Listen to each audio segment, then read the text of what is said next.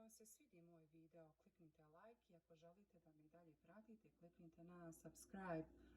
A sada da počnemo sa ovim videom. Danas ću vam praviti supu od paradajza. Ostanite uz mene do kraja videa pa da počnemo. Za ovo jelo će vam biti potrebno, ja ovdje imam jednu manju mrkvu, imam jedan manji crveni luk, malo celera, imam bijeli luk, imam paradajz, imam bosiljak ili basil i ovdje imam maslinovo ulje. Ovo sam već isjekla. Bijeli luk ću također isjeći i paradajz, pa ću to sve sastaviti u maslinovo ulje, pa ću vam se kasnije javiti. Ovdje isjekla ovaj paradajz i luk isto isječen je i ovo je sve isječeno. Ovdje sam dodala 1-2 kašike supene maslinovog ulja. Ne mora to sve biti puno isjeckano, jer to posle sve ide u blender. I to je to. Evo sada čekam da se malo ova tava zagrije i onda ću da sve to polako ubacim. I to se mora malo prepržiti sve, pa se čujemo kasnije. Sada ovdje stavila luk, mrkvu, bijeli luk i crveni luk i maslinovo ulje i evo ono se polako prži. Ne mora to puno da se prži, ali samo da omekša i kada to malo omekša ja ću dodati ovaj paradajz i onda ću da stavim u blender.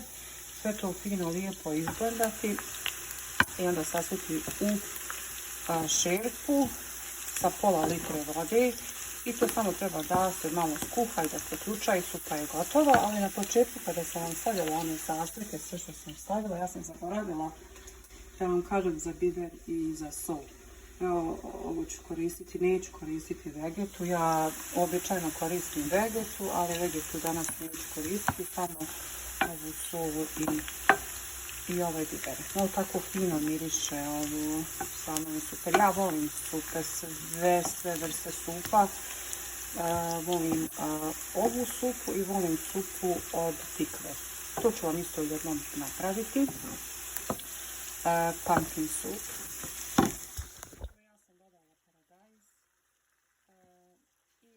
Kašiku soli, 1 kašiku bosiljka i pola kašike bibera. I sad ću čekati nek samo još malo ovo pretrži.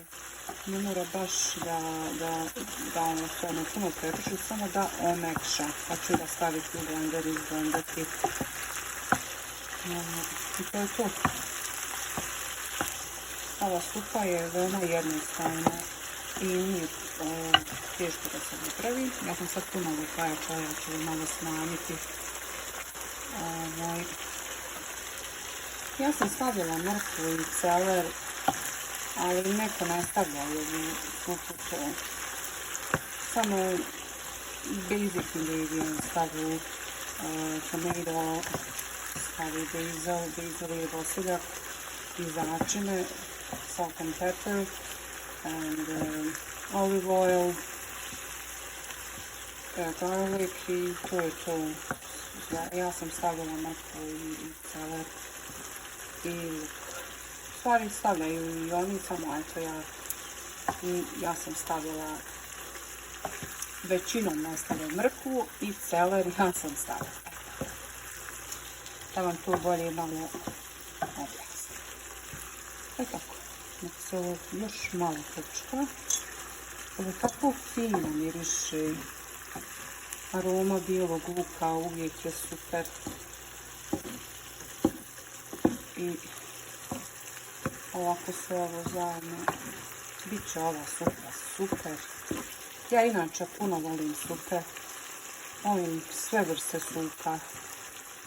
Evo, ovo je moj prvi video na moj kanal i bit će ova supa. Baš sam se dvoumila što da vam prvo snimim. Mislila sam da vam snimim nešto drugo, ali ovako počela sam sa ovom supom. Ja inače puno volim supe. Pravit ću vam supu od piletine, pileću supu, onda ću vam praviti supu od tikve, pumpkin soup, tu supu isto obožavam kao i ovu. I tako. U našoj kuhinji ima puno raznih jela, pa ću vam i to kuhati i spremati kako sam ja naučila da spremam, kako sam ja naučila od moje mame i od moje mame, pa ću vam tako ja i pokazati. Ja nisam neki baš professional šef, ali potrudit ću se da vam snimim sve i dočaram kakva ja to jela pravim i kakva su jela iz Kitchen. Tako. Ovo je baš sada puno je baš je fino se ispržilo. Ja ću ovo sada da stavim u blender, da izblendam, onda ću sasuti u šerpu i nasuću jedno pola litre vode. Izblendala i to sada ovako izgleda kašasto. I onda ću sada ovo sve da stavim u šerpu i da se kuha. I to je to.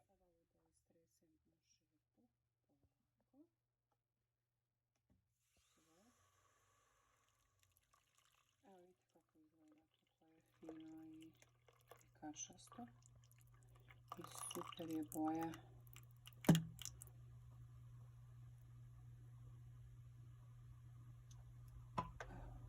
I to je to.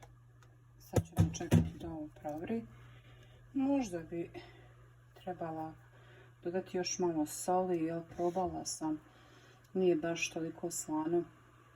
Malo, samo treba još soli. I bibera, dodat ću još malo bibera i to je to. I evo sada ću da čekam da ovo fino provri.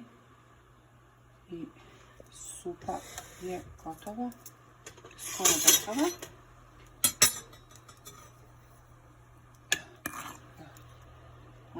Ona je počela da ključe. Ne treba je puno. I onda ću servirati u tanjir i pokazat ću. Evo, supa je gotova. Kuhala je se jedno 5 do 7 minuta. Ne treba duže. I ja sam je probala, super je ukus. Malo sam samo dodala soli i bibera. I to je to. Sad sada je serviram u tanjir i pa ću vam se javiti. Supa je gotova, ja sam je servirala ovdje u tanjir. Vi možete dodati i tost sa strane i pavlaku unutra. Ja sam samo malo dodala peršuna radi dekoracije, ali neću ništa puno, samo ovakvu supu i to je to. Supa je odlična, ja sam je već probala. Vi isto pokušajte da napravite. I to je to za moj prvi video. Ja se nadam da vam se sviđa. Budite pozdravljeni od mene i do skoroga viđenja. Ćao!